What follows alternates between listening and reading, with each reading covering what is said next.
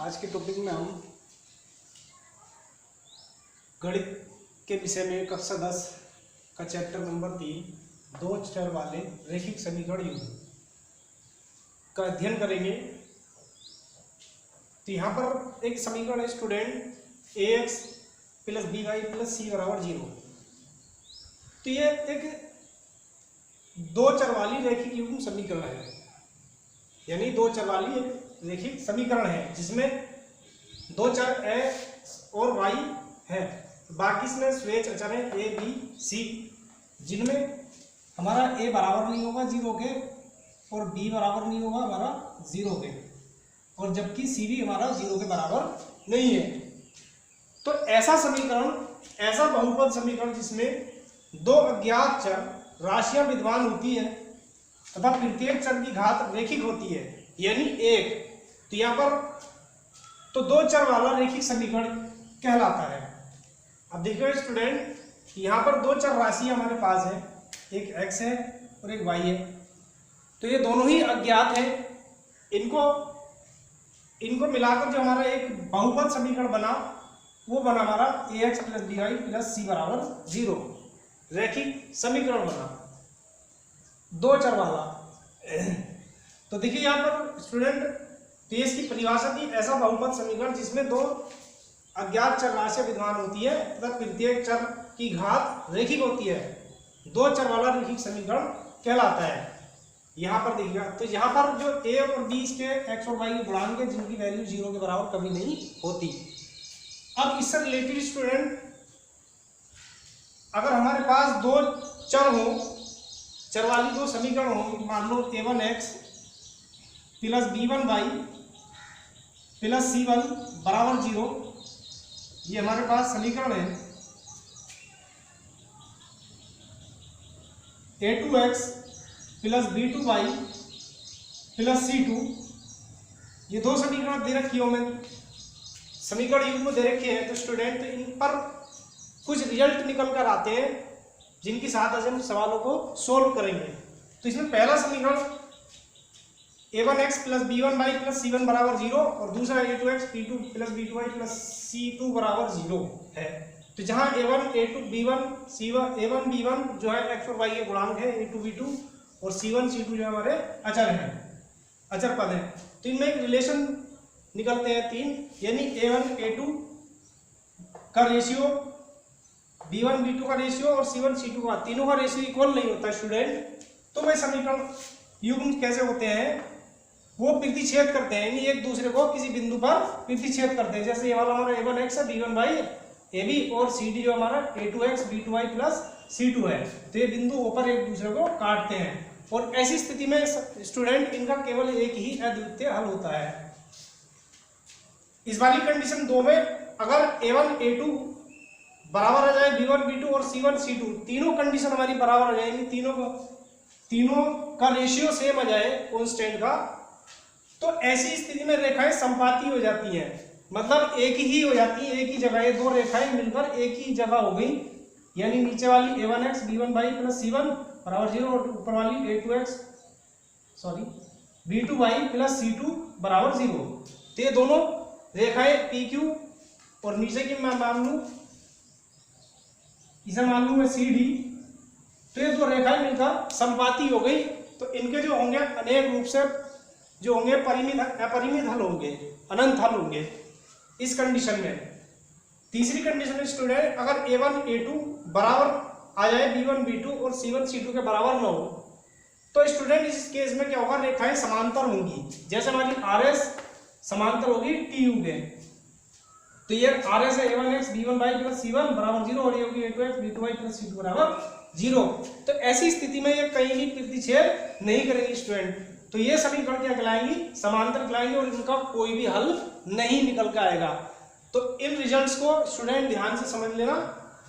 अब हम इसके सवाल करते हैं, चलते हैं एक्सरसाइज पर। क्वेश्चन नंबर 1 है, आफ्ताब अपनी पुत्री से कहता है 7 वर्ष पूर्व मैं तुमसे 7 गुनी आयु का था, अब से 3 वर्ष बाद मैं तुमसे केवल 3 गुनी आयु का रह जाऊंगा। तो इस स्थिति को हमें क्या करना है, बीजगणितीय एवं ग्राफीय रूप में व्यक्त करना। बीजगणितीय यानी रैखिक समीकरण युग्म में व्यक्त करना है और उसको फिर हम ग्राफ बताना है। तो स्टूडेंट मैंने ग्राफ पहले ही खींच लिया है, तो इसलिए आपको मैं समझाने में आसानी होगी, इसलिए मैंने इसको पहले ही खींच लिया है। देखिएगा स्टूडेंट यहाँ पर, तो हमने माना आफताब एवं उसकी पुत्री की आयु क्रम से x वर्ष तथा y वर्ष, यानी आफताब की x वर्ष, उसकी पुत्री की वर्तमान आयु है y वर्ष है। अब ये कह रहे हैं पहली शर्त में कि 7 वर्ष पूर्व, यानी 7 वर्ष पहले। अब स्टूडेंट किसी की आयु अगर हमसे पहले पूछी जाए कि उतने वर्ष पहले कि उसकी आयु कितनी थी, मान लो मेरी आयु 24 वर्ष है, तो 4 वर्ष पहले मेरी कितनी थी, तो मैं 4 वर्ष घटा के बता दूंगा कि 20 वर्ष थी जी, और 4 वर्ष बाद कितनी होगी तो 4 जोड़ दूंगा। तो इसी तरीके से जिसमें पहले की जिक्र आए तो वहां पर आयु को घटा दिया जाता है वर्तमान आयु से, और जिसमें बाद का जिक्र है उसमें वर्तमान आयु में जोड़ दिए जाते हैं, उतने ही वर्ष या साल जोड़ दिए जाते हैं। तो यहाँ पर हम जिक्र करेंगे 7 वर्ष पहले, यानी 7 वर्ष पूर्व। तो यहां पर आफताब की आयु कितनी होगी, आफताब की आयु, स्टूडेंट आफताब की आयु कितनी वाली x है, और 7 वर्ष पहले कितनी आयु इसकी x माइनस के 7 वर्ष। पुत्री की आयु, आफताब की जो पुत्री है उसकी आयु वो y वर्ष थी, तो y में से 7 घटा देंगे। तो स्टूडेंट अब देखिए ये कह रहे हैं कि 7 वर्ष पहले आफताब की जो आयु थी उसकी पुत्री की 7 गुनी थी। सपोज करो उसकी पुत्री की आयु कितनी थी, 4 वर्ष थी, तो आफताब की कितनी होगी 28, तो 28 जो है वो 4 का 7 गुना है। तो इसी तरीके से यहां पर भी शर्त लगाएंगे, प्रथम शर्त, यानी आफताब की आयु x माइनस के 7 बराबर होगी उसकी पुत्री की आयु y माइनस के 7। अब 7 वर्ष पहले ये वाली जो इसकी 7 गुनी है, तो इसमें हम बराबर करने के लिए 7 से गुणा कर देंगे, यानी ये 4 वर्ष है और ये 28 वर्ष है, तो ये हो जाएगा ये 28 वर्ष है और ये 4 वर्ष है, तो इस 7 से गुणा करा दिया है तो ये भी 28 के बराबर हो जाएगी स्टूडेंट। तो अब देखिएगा इसको हम आगे करते हैं, ये हो जाएगा हमारा x माइनस का 7 और ये जाएगा 7y माइनस के 7 सत्ते 49। अब यहाँ पर स्टूडेंट हम क्या करेंगे, इसको हम यहाँ पर रहने देंगे ऐसी कि x माइनस के 7 49 को इधर उठा लाएंगे, प्लस के हो जाएंगे, ये हो जाएगा 7y और ये हो गया x प्लस के 7 49 42 और यहाँ पर बचेगा हमारा 7y।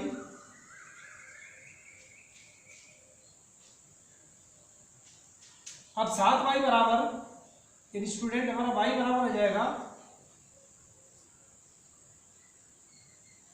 x प्लस 42 बटे 7, इक्वेशन नंबर हमारी 1 हो गई। तो स्टूडेंट यहाँ पर हम टेबल बना लेते हैं छोटी सी, इसके नीचे y का,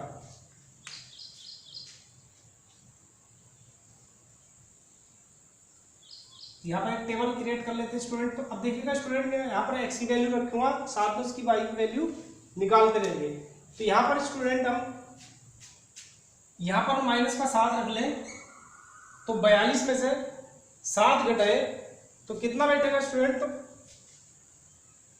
तो 35 बैठेगा। तो 35 को जब 35 बटे 7 जब माइनस का 7 रखेंगे तो माइनस के 42, 7 में से प्लस के जो माइनस का 7 है प्लस के 42 में से घटाएंगे तो 35 बचेगा। तो इसका आंसर जाएगा 7 पंजे 35, यानी y की वैल्यू क्या आएगी स्टूडेंट 35 है।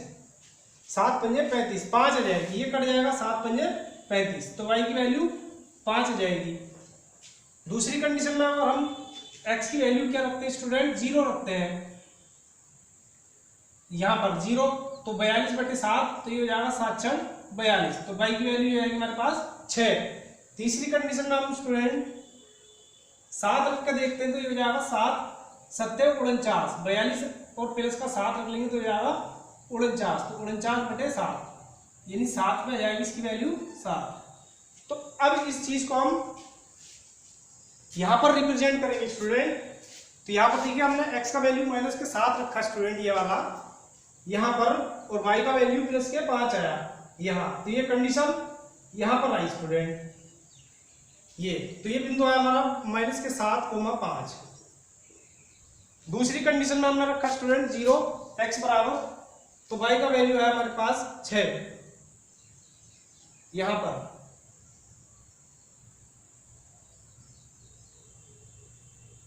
इसके थोड़ा ऊपर आएगा यहां पर, तो 0,6 ये आया स्टूडेंट। थोड़ा इसके जस्ट नीचे तीसरी कंडीशन में x बराबर 7 रखा तो y बराबर हमारा 7 आया। तो यहां पर x बराबर 7 रखा तो y बराबर इधर आएंगे 7 पे। यहां पर स्टूडेंट इसी की सीध में 7 पे जाएंगे, तो 7,7। तो ये वैल्यू हमारी निकल कर आई और इसका हमने ग्राफ खींचा। इस तरीके से जब इसका ग्राफ खींचा तो ये लाइन हमारी निकल कर आ गई पहली वाली। तो स्टूडेंट ये हमारी पहली वाली समीकरण निकल गई x + 7 x + 42/7 y बराबर, ये हमारा पहला इक्वेशन आ गया। अब दूसरी कंडीशन लगाते हैं स्टूडेंट यहां पर देखिएगा। अब यहां पर चलते हैं, 3 वर्ष बाद मैं तुमसे केवल 3 गुनी आयु का रह जाऊंगा। अब 3 वर्ष बाद,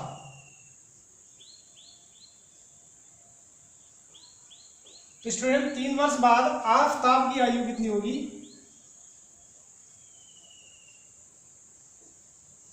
आफताब की आयु मैंने बताया था बाद वाली स्थिति में जोड़ देते हैं, तो x + 3 वर्ष।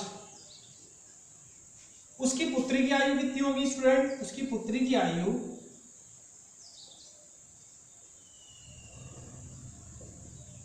अब उसकी पुत्री की आयु वर्तमान y है, तो इसमें 3 जोड़ देंगे, y + 3 वर्ष। अब देखिएगा स्टूडेंट यहां पर, अब दूसरी शर्त जो लगाएंगे हम द्वितीय शर्त में कह रहे हैं कि ये 3 वर्ष बाद में तुमसे केवल 3 गुनी आयु का रह जाऊंगा, यानी आफताब की जो आयु x + 3 है बराबर y + 3 की ये 3 गुनी हो रही है, मतलब ये 12 है, मतलब ये इसकी 3 गुनी हो रही है। इसकी पुत्री की आयु मान लो 14 है तो इसकी 42 है, तो ये 42 हो रही है स्टूडेंट और ये 14 है, तो ये 3 गुनी इसकी 3 गुनी है। ये वाली जो इसकी है ये जो है इसकी 3 गुनी है, देन ये 14 है सपोज करो और ये 42 है, तो इसमें 42 करने के लिए हमें 3 से गुणा करना पड़ेगा। तो स्टूडेंट देखिएगा ये कंडीशन हमारी बन का आ गई, यानी आफताब जो है 3 वर्ष बाद अपनी पुत्री की आयु का 3 गुना हो जाएगा, यानी इसकी पुत्री की 14 है तो आफताब की 42 है, तो यहाँ पर 3 से गुणा करना पड़ेगा तभी इसकी पुत्री की आयु इसके बराबर होगी। तो यहाँ पर x + 3 ऐसे लिख लेंगे, 3y + 3 × 9। अब यहाँ पर स्टूडेंट जाएगा x + 3 उसे लाएंगे -9 बराबर 3y। अब ये हो गया x - 9 में से 3 गया 6 बराबर 3y, और y बराबर ये हो गया x - 6 बटा ये इसका 3 नीचे आ जाएगा। Equation number 2। अब स्टूडेंट्स इसके लिए भी हम टेबल क्रिएट कर लेते हैं। यहाँ पर मैं x की वैल्यू लेगा पहले की तरह x की वैल्यू आएगी, यहाँ पर y की। तो स्टूडेंट देखिएगा अब यहाँ पर वैल्यू पुट करते हैं, तो स्टूडेंट यहाँ पर मैं x की वैल्यू अगर 0 रखता हूँ तो ये हो जाएगा -6 बटे 3, तो ये कट जाएगा 3 दूने 6, तो y की वैल्यू हो जाएगी स्टूडेंट -2। अगली कंडीशन में अगर हम यहाँ पर 3 रखता हूँ प्लस का, तो ये हो जाएगा +3 और -6 बटे 3, ये बचेगा -3, तो इसकी वैल्यू स्टूडेंट हो जाएगी 3 -1, यानी प्लस के 3 रखने पर -1 आ जाएगी।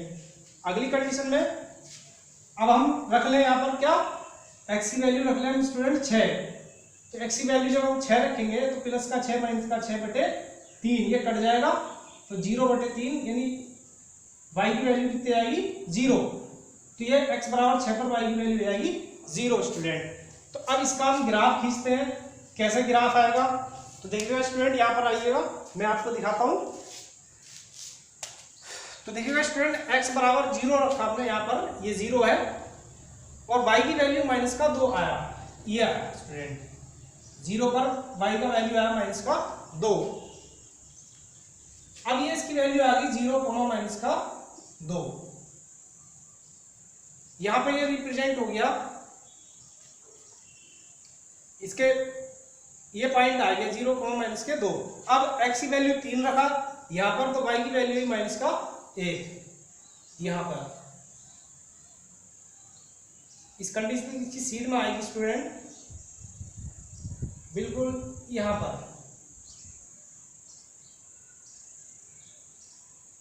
ये आएगा स्टूडेंट, ये 3 है हमारा, तो यहां पर इसकी वैल्यू आ जाएगा, यानी हो गया माइनस का 3 माइनस का 2। ये पॉइंट यहाँ आ जाएगा स्टूडेंट। अगली कंडीशन में 6 रखने पर ये हो जाएगा हमारा 0 यहाँ पर, तो 0, 6, y का वैल्यू 0, यहाँ पर y का वैल्यू 0 आ जाएगा।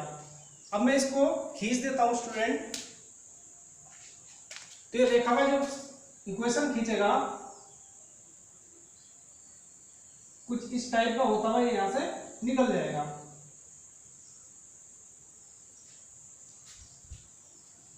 देखिएगा यहां पर ये, तो इसका ये पॉइंट निकल कर आ गया यहां पर 0, माइनस के 2।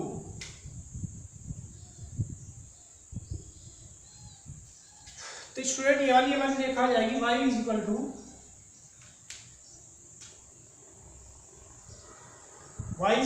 x माइनस का 6/3। तो ये वाला इसका स्टूडेंट प्रेजेंटेशन हो गया, ग्राफीय रूप हो गया, और ये इसका बीजगणितीय रूप हो गया स्टूडेंट। ये समीकरण 1 और समीकरण नंबर 2 ये इसका बीजगणितीय रूप हो गया, और ये इसका ग्राफीय रूप हो गया। अगले क्वेश्चन पर चलते हैं। क्वेश्चन नंबर 2, क्रिकेट टीम के एक कोच ने ₹3,900 में 3 बल्ले तथा 6 गेंदें खरीदी। बाद में उसने उसी प्रकार के एक बल्ला और 2 गेंद 1,300 रुपये में खरीदी। तो इस स्थिति को बीजगणितीय एवं जैवितीय रूप में व्यक्त कीजिए। तो मैंने इसका ग्राफ बना लिया स्टूडेंट, और मैं इसको आपको सोल्व करके दिखाऊंगा। तो देखिएगा इसको कैसे करते हैं। तो स्टूडेंट हमने माना, तो इसको माना एक बल्ले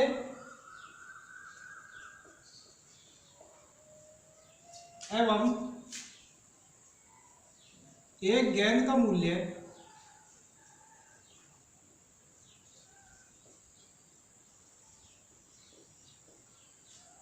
क्रमशः x रुपये तथा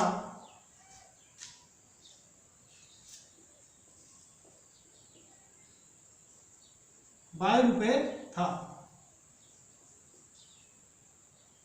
यानी एक गेंद और एक बल्ले का मूल्य x रुपये और एक गेंद का मूल्य y रुपये था।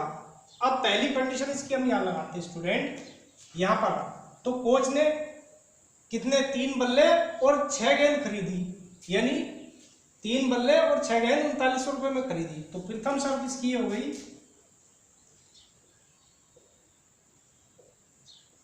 एक बल्ले का मूल्य x रुपये और एक गेंद का मूल्य y रुपये। तो 3 बल्लों का कितना हो गया स्टूडेंट 3x,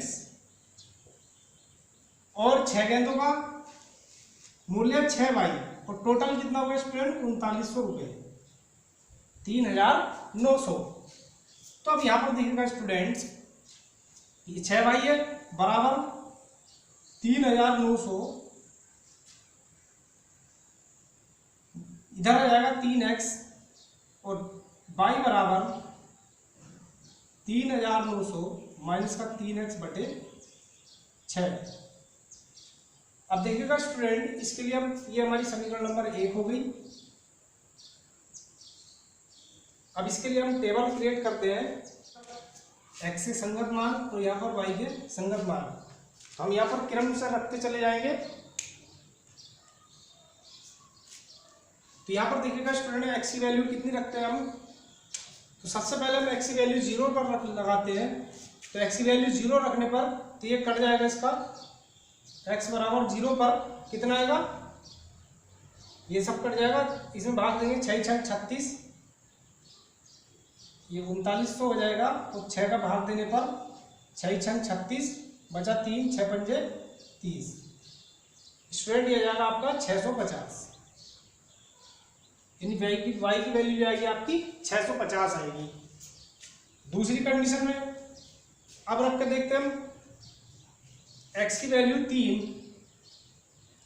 यानी x की वैल्यू हम क्या रख कर देखते हैं स्टूडेंट, 100 रख कर देखते हैं।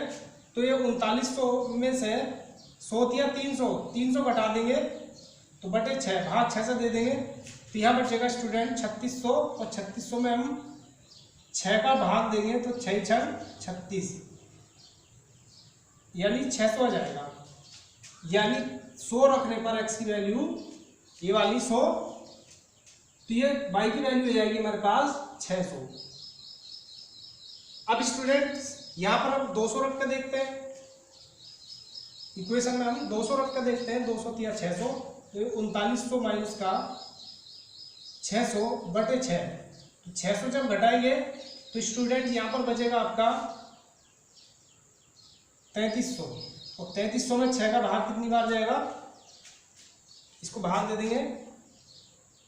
यहाँ पर जब 200 रखेंगे हम तो यहाँ से भाग जाएगा इसका स्टूडेंट 6 पंजे 30,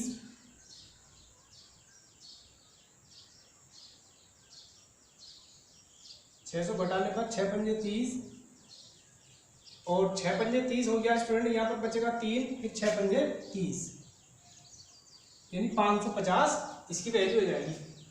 और भी वैल्यू रख सकते हैं स्टूडेंट, मैं आपको इतना ही दिखा रहा। तो इसका हम समीकरण को रेखा पर व्यक्त करते हैं। देखिएगा स्टूडेंट, तो यहाँ पर x बराबर 0 रखा, यानी ये वैल्यू 0 पर रखी है अपने x की, ये तो y कितना है 650, यानी ये y आ गया हमारा 650।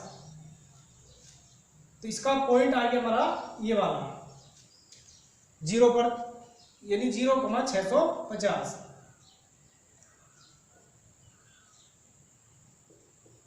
ये आ गया। दूसरी कंडीशन में हमने रखा x बराबर 100, तो 100 रखेंगे तो y की वैल्यू कितनी आई 600, तो 100 के सामने हम यहाँ पर लकीर खींच देंगे, ये है। तो यहाँ पर 100 पर वैल्यू है हमारी y की 600। तीसरी कंडीशन में स्टूडेंट, तीसरी कंडीशन में रखेंगे हम 200, 200 जब हमने रखा तो इसकी वैल्यू कितनी निकल गई स्टूडेंट हमारी 550। 550 का है 200 के सामने बिल्कुल एकदम जस्ट लगा दिए, तो ये आ गई हमारी 200, 550। तो स्टूडेंट इसको हम धीरे धीरे मिला देते हैं। देखिएगा यहां पर मैं इसको सीधे से मिला देता हूं,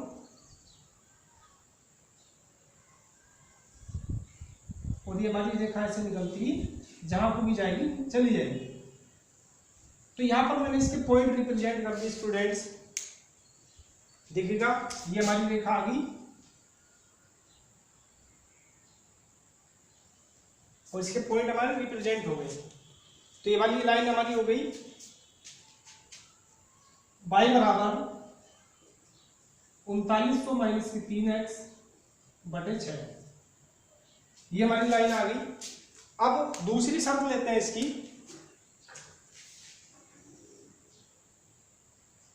द्वितीय शर्त में क्या आ गई, उन्होंने एक बल्ला खरीदा और 2 गेंद खरीदी, वो पड़ी 300 रुपए की, 1300 रुपए की सॉरी।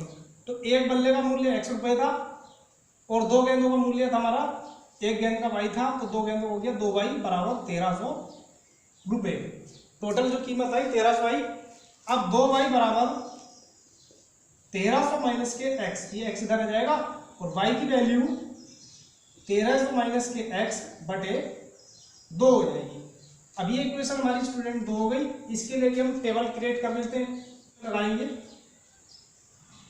तो यहाँ पर सबसे पहले हमने 0 रखा, x का वैल्यू 0 रखा, तो ये इसका आधा हो जाएगा 1300 बटे 2, तो 2 छंग 12 बचा 1, 2 पंजे 10, यानी x की वैल्यू 0 रखने पर तो इसकी वैल्यू है 650। दूसरी कंडीशन में स्टूडेंट हम रखेंगे यहाँ पर रखेंगे 100, तो यानी 100 रखेंगे तो 100 घटा लेंगे बटे 2, तो ये हो जाएगा 1300 में से 100 गया 1200, और 1200 का आधा आप जानती है कितना होता है 600, तो ये 100 रखने पर x का वैल्यू, तो y का वैल्यू आ रहा हमारा 600। इसी तरीके से स्टूडेंट यहां पर अब वैल्यू लगाएंगे हम इसकी 200, यानी 200 जब वैल्यू लगाएंगे तो 1300 में से 200 घटेगा बटे 2, तो ये बचेगा 1100, और 1100 का आधा कितना होता है 550, तो 200 पर इसकी वैल्यू आएगी स्टूडेंट 550। तो कहने का तात्पर्य यह है स्टूडेंट कि अगर इसका हमने कर्व खींचे तो बिल्कुल यही बिंदु हमारे आ रहे हैं, तो 0 पर 0 पर हमारा 650 आ रहा है, फिर 100 पर 600 आ रहा है, ये देखिएगा स्टूडेंट, और फिर 200 पर 550 आ गया। तो हमें इससे पता चलता है कि हमारी लाइन में दोनों जो ये लाइन खींची हमने, ये वाली बिल्कुल इसके संपाती प्राप्त हुई, तो दोनों का एक ही कर्व प्राप्त हुआ, यानी ये रेखाएं जो हमारी कैसी हुई स्टूडेंट, ये हमारी संपाती रेखाएं हुई, यानी इन दोनों के बिंदु एक ही बिंदु से होकर ये गुजर रही है। तो मैं इसको यहां पर लिख देता हूं, यानी y बराबर 1300 माइनस के x बटे 2, ये वाली वैल्यू होगी दूसरी वाली समीकरण।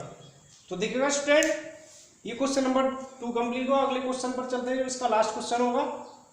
ये स्टूडेंट एक्सरसाइज 3.1 का ही लास्ट क्वेश्चन है। क्वेश्चन नंबर 3, 2 किलोग्राम सेब और 1 किलोग्राम अंगूर का मूल्य किसी दिन 160 रुपये था। एक माह बाद 4 किलोग्राम सेब और 2 किलोग्राम अंगूर का मूल्य 300 रुपये हो जाता है। तो इस स्थिति को बीजगणितीय एवं ज्यामितीय रूप में व्यक्त कीजिए। तो व्यक्त करने के लिए हम इसको हल करते हैं। माना 1 किलोग्राम सेब का मूल्य 100 रुपये तथा 1 किलोग्राम अंगूर का मूल्य 22 रुपये था। तो इसकी पहली शर्त लगा देंगे, 2 किलोग्राम सेब का मूल्य 2x और 1 किलोग्राम अंगूर का मूल्य 1y बराबर टोटल है 160 रुपये। तो y की वैल्यू इधर लाने के लिए हम क्या करेंगे, y की वैल्यू निकालने के लिए 160 में से 2x रख देंगे। अब स्टूडेंट हम x और y के संगत मानों की सारणी बना लेते हैं यहाँ पर। तो मैंने 3 मान लिए हैं x के, तो पहले इस कंडीशन में हम 0 रखते हैं, तो y की वैल्यू 160 में से 0 घटा लेंगे तो कितना बचेगा 160, यानी 0 पर x बराबर 0 पर y की वैल्यू 160।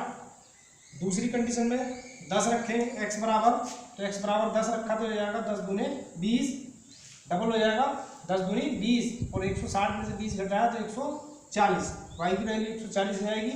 तीसरी कंडीशन में स्टूडेंट यहाँ पर रखेंगे हम 20, ये वाला वैल्यू 20, तो इसकी वैल्यू हो जाएगी स्टूडेंट 20 दूने 40, 20 दूने 40, और 160 में से घटा देंगे 40 को तो कितना बचेगा 120, तो ये y की वैल्यू हो जाएगी। आइए मैंने रेखा खींच दी है यहाँ पर स्टूडेंट, तो देखिएगा यहाँ पर मैं इसके बिंदु रिप्रेजेंट कर देता हूँ। तो 0 पर हमारा स्टूडेंट आया 160, तो 0 पर ये वाली स्थिति है 160, तो इसको मैं यहाँ पर रिप्रेजेंट कर देता हूँ 0,160 इस रूप में। तो ये स्थिति आ गई हमारी यहाँ। दूसरी 10 पर 140 स्टूडेंट, 10 पर 140, तो यहाँ पर आएगी 140 10 पर, ये वाली 10,140, यहाँ पर 10,140 की आ गई, और 20 पर 120 की आ गई। तो 20 पर स्टूडेंट 120 की यहाँ आ जाएगी 20,120। तो इस रेखा का जो कर्व आया हमारा ये आ गया स्टूडेंट। तो ये वाली रेखा आ गई हमारी y बराबर 160 माइनस के x, 160 माइनस के x। दूसरी शर्त में चलते स्टूडेंट, यहाँ पर मैं दूसरी शर्त ले लेता हूँ जल्दी से।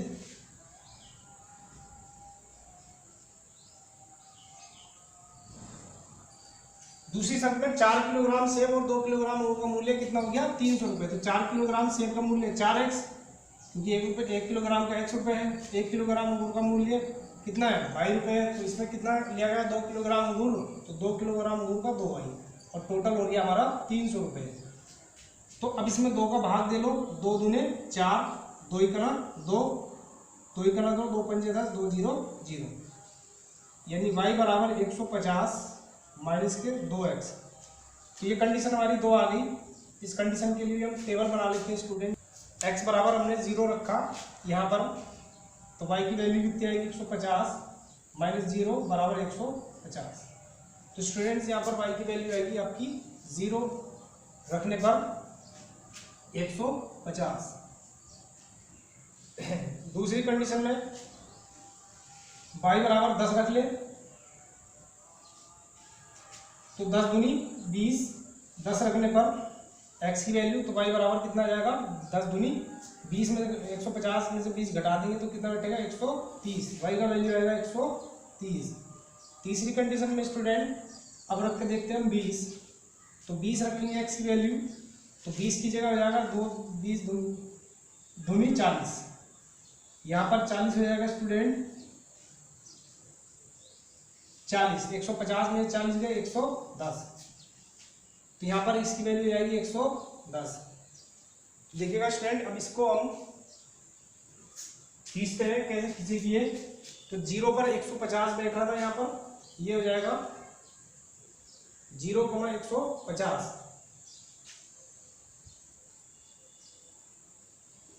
ये कंडीशन। दूसरी 10 पर 130, तो यह आ जाएगी 10 130 की, ये वाली कंडीशन। तीसरी 20 110, तो 20 पर 110 यहाँ जाएगा स्टूडेंट्स, और इसको हम सीधे खींच देंगे ऐसी। मैं इस वाले से खींच देता हूँ इसको जल्दी से।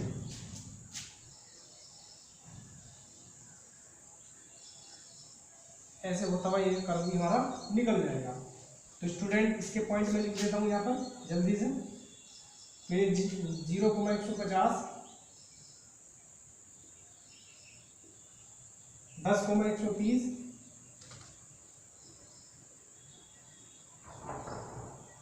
और 20,110। तो ये दोनों रेखाएं एक दूसरे से होती हुई जा रही है। तो मैं इसका समीकरण लिख देता हूँ, y बराबर 150 माइनस के 2x। तो दोनों कर्व हमारे इनका ज्यामितीय निरूपण हो गया स्टूडेंट। तो यहाँ पर दिखेगा ये समीकरण 1 का है, यानी हमारा ये वाला समीकरण ये जो है 1 है, और ये वाला समीकरण हमारा 2 है। तो इनका ज्यामितीय निरूपण ये हो गया, और इनका बीजगणितीय निरूपण ये हो गया। तो ये एक्सरसाइज समाप्त हुई स्टूडेंट।